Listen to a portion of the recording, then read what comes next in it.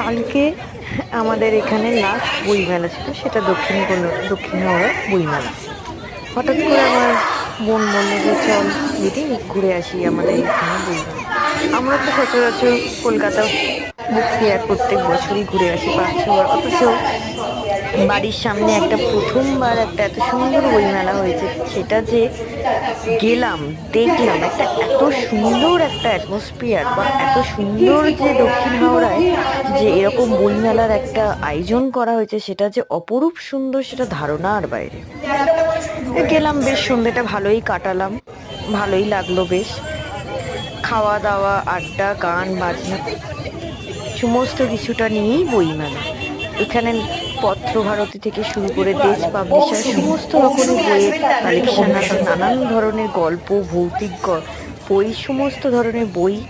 খুব ভালো লাগলো, একটা সুন্দর আয়োজন, সুন্দর রকম একটা প্রথম, এটা দক্ষিণ হাওড়াতে প্রথম এটা বইমেলা হয়েছে। এইভাবে হয়তো প্রত্যেক বছর আরো সুন্দর সুন্দর বইমেলা আমরা দেখতে পারবো।